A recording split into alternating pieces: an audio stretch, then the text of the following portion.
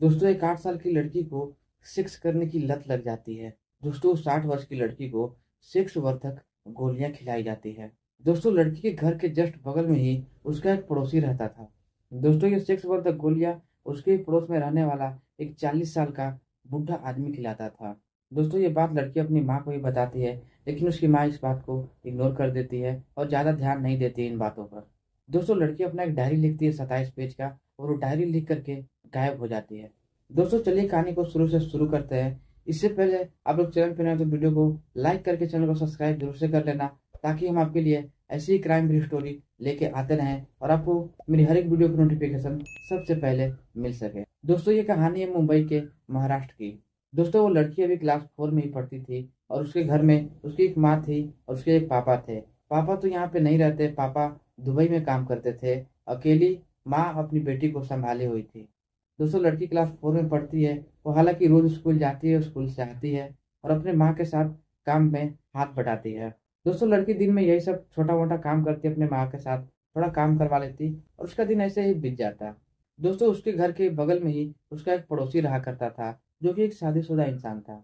दोस्तों वो लड़की रोज उसके घर जाती और वो उसे खाने में मिला करके शक्तिवर्धक गोलियां खिला दिया करता था। और दोस्तों जब वो गोली अपना असर दिखाता है तो वो लड़की के साथ संबंध बनाने लगता है। हालांकि लड़की उसे मना भी करती है, इसका विरोध भी करती है। दोस्तों ऐसे ही दिन बीतते गए और वो आदमी उस लड़की को रोज ही गोलियां खिलाया करता था। दोस्तों एक दिन वो अपनी माँ को ये बात बताने की कोशिश करती है। दोस्तों लड़की अपने माँ के पास जाती है और बोलती है कि पड़ोस के एक अंकल मुझे कुछ गोलियां कुछ दवाइयां खिलाते हैं, जिससे मेरे अंदर बहुत ही उत्तेजना उत्पन्न हो जाती है और मैं अपना कंट्रोल खो देती हूँ। दोस्तों लड़की की माँ इन सब बातों पर ध्यान नहीं देती है।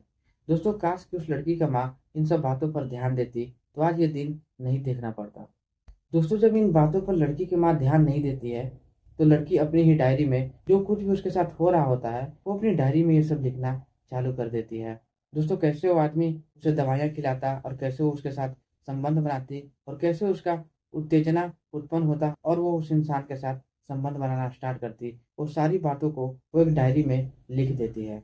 दोस्तों वो आदमी उस लड़की के साथ 9 साल तक संबंध बनाता है, लगातार गोलियां खिलाकर। दोस्तों जब वो आदमी लड़की को गोलियां खिला रहा होता है उस वक्त वो लड़की महज 8 साल की होती है और वो क्लास 4 में पढ़ती थी। दोस्तों वो लड़की अब धीरे धीरे 17 साल की हो जाती है। वो आदमी उससे लगातार 9 साल तक संबंध बनाता है, शक्तिवर्धक गोलियां खिलाता है और शक्तिवर्धक गोलियां खिलाकर ही उसके साथ लगातार संबंध बनाते रहता है। दोस्तों संबंध बनाते बनाते 9 साल बीत जाते हैं। दोस्तों लड़की को भी अब उन गोलियों की आदत लग चुकी थी और उन गोलियों की वो लड़की आदी हो चुकी थी। दोस्तों उस लड़की को इतना स्ट्रेस हो गया था कि वो अपने स्ट्रेस दूर करने के लिए सिगरेट भी पीती थी। दोस्तों उसके साथ जो कुछ भी हो रहा होता है वो बात अपनी माँ को बताने की कोशिश करती है, लेकिन उसकी माँ इन सब बातों पर ज़्यादा ध्यान नहीं देती है। दोस्तों लड़की एक बार ठान लेती है कि अपनी माँ को बता के रहेगी। दोस्तों वो आदमी को लड़की बोलती है कि मैं अपनी माँ को ये सारी बातें बता दूंगी। तो आदमी उसे धमकाते हुए बोलता है कि अगर ये तुम बात अपनी माँ को बताओगी तो मैं तुम्हारी माँ को भी जान से मार दूंगा और तुझे भी जान से मार दूंगा। दोस्तों लड़की काफी डर जाती है, अपनी माँ को कुछ नहीं बताती। दोस्तों लेकिन धीरे धीरे ये बात उसकी माँ को भी पता चल जाती है। दोस्तों जैसा धमकी उस लड़की को वो आदमी दिया हुआ रहता है, वही सेम धमकी उसकी माँ को भी देता है कि मैं तुम्हें जान से मार दूंगा और तुम्हारी बेटी को भी मार दूंगा अगर ये बात तुम किसी से शेयर करोगी, किसी को बताओगी तो। दोस्तों लड़की की माँ भी किसी को नहीं बताती और दोस्तों लड़की उससे बहुत परेशान हो चुकी थी। दोस्तों उसे गोलियों की लत लग गई थी। अब तो वो इंतजार करती थी कि वो कब आएगा और उसे गोलियां देगा और उसके साथ संबंध बनाएगा।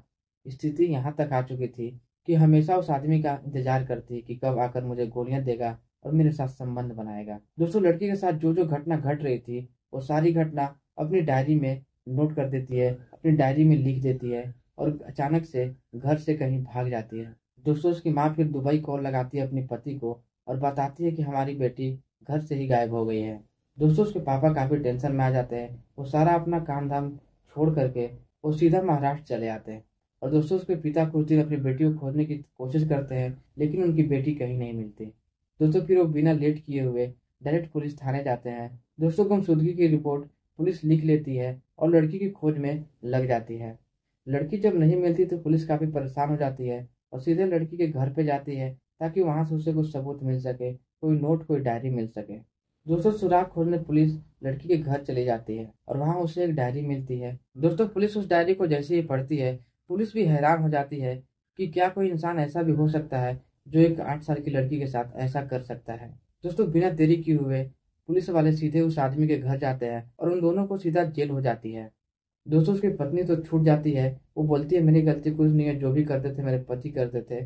दोस्तों उसकी पत्नी की तो जमानत हो जाती है, लेकिन कोर्ट उसके पति को नहीं छोड़ती है, उसे जेल में ही रहने देती है। दोस्तों लड़की का तलाश यहाँ जारी रहता है। लड़की को आखिर पुलिस खोज ही लेती है। दोस्तों लड़की एक लड़के के साथ भाग चुकी थी क्योंकि उसे सेक्स करने की लत लग चुकी थी।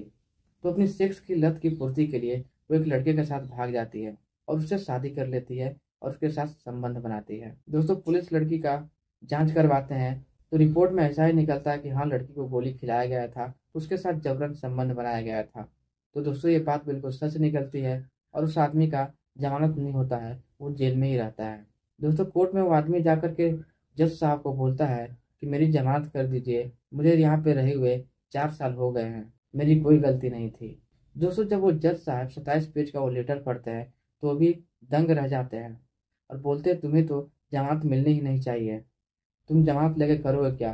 तुम्हारे जैसे हैवान आदमी को इस दुनिया में रहने का कोई हक नहीं है। तुमने एक लड़की का जिंदगी बर्बाद कर दिया है। और दोस्तों उसकी जमानत नहीं होती है। दोस्तों ये स्टोरी कैसी लगी अपनी राय कमेंट में जरूर देना और चैनल पर नए हो तो चैनल को सब्सक्राइब करके वीडियो को एक लाइक जरूर से कर देना ताकि हमारी वीडियो आपको सबसे पहले मिल सके।